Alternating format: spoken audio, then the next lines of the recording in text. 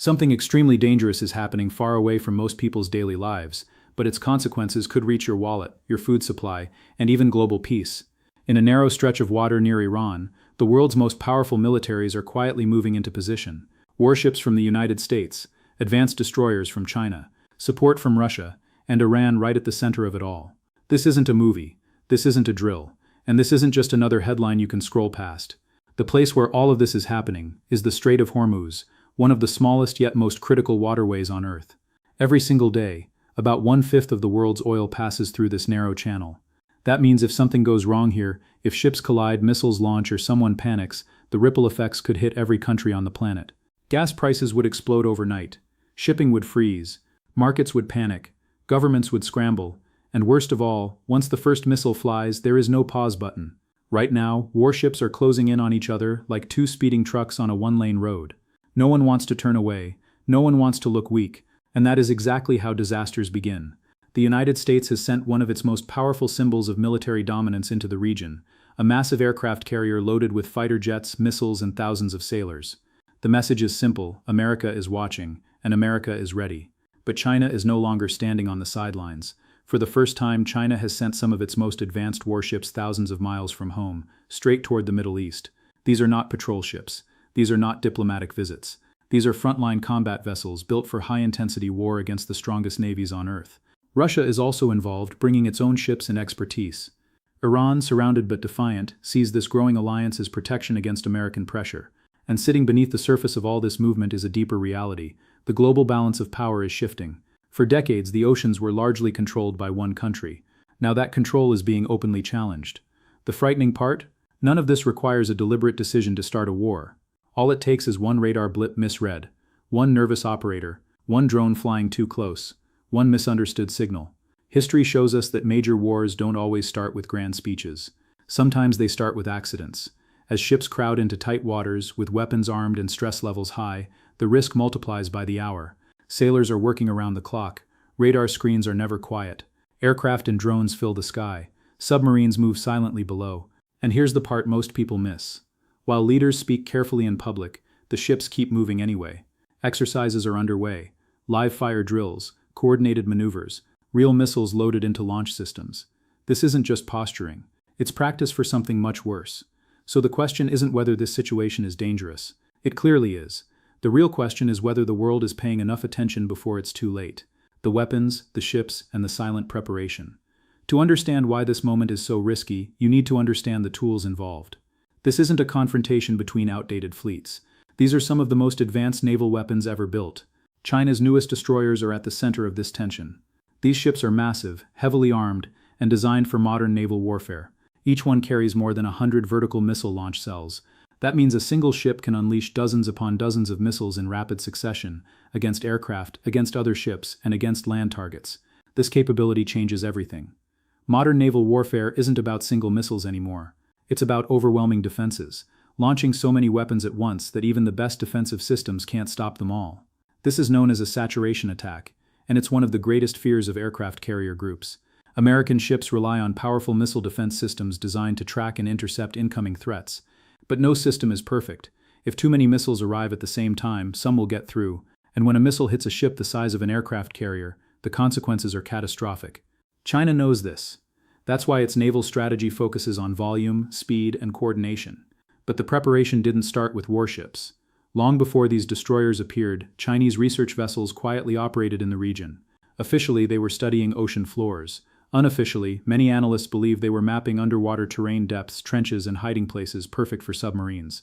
Why does this matter? Because submarines don't need to fight openly. They wait, they listen, and when the moment comes, they strike without warning. Mapping the seabed gives submarines an enormous advantage. It allows them to hide from sonar, position themselves near key shipping lanes, and shadow enemy fleets without being detected. This suggests that China's presence wasn't improvised. It was planned months in advance. Meanwhile, the United States responded with its own show of force. An aircraft carrier was redeployed at high speed, escorted by multiple destroyers equipped with long-range cruise missiles. These ships are floating air bases capable of striking targets hundreds of miles inland.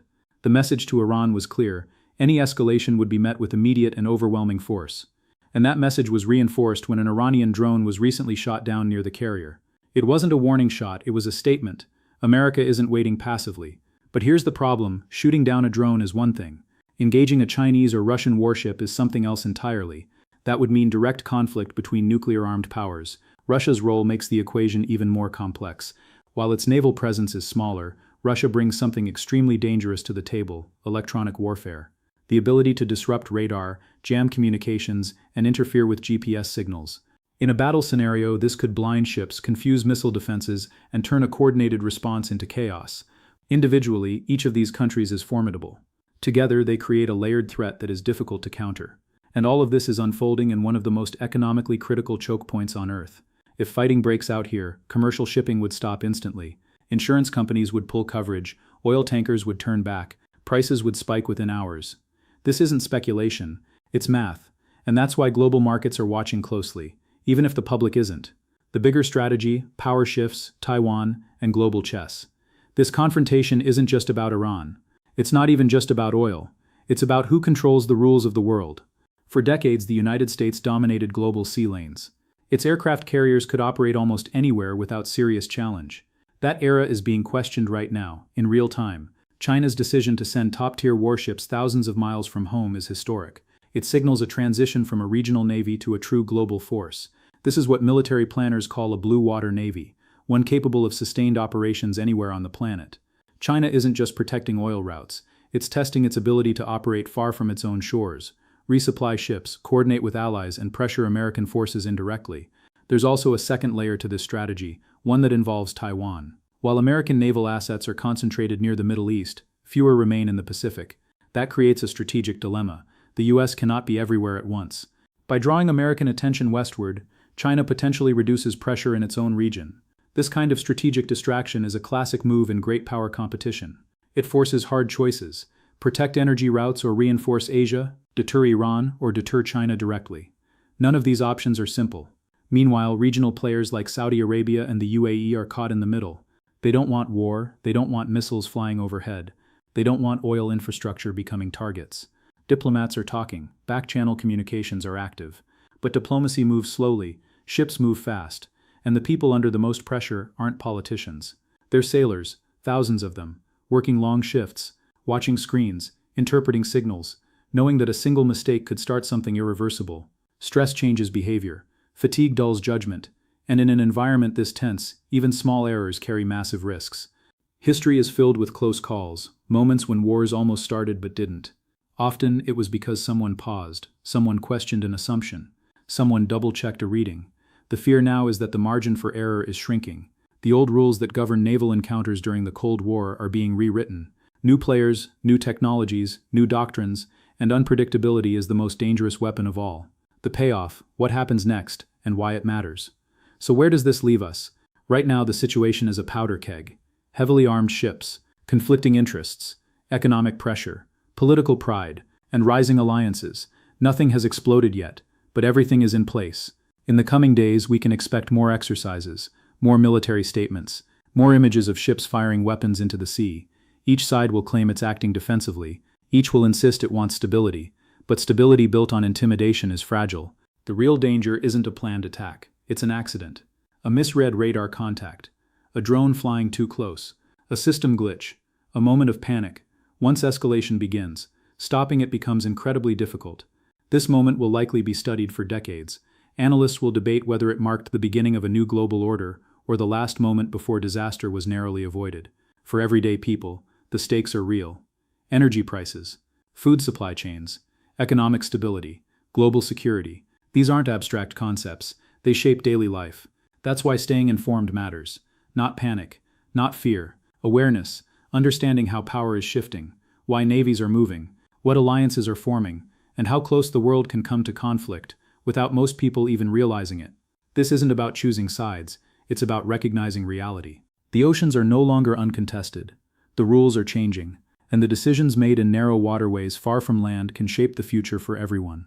The next few weeks will tell us a lot. Will restraint win out?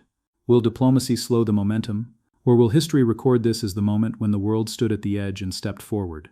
One thing is certain, what happens here won't stay here, and that's why this story matters. Now tell me, do you think this standoff ends peacefully, or is the world drifting towards something much bigger?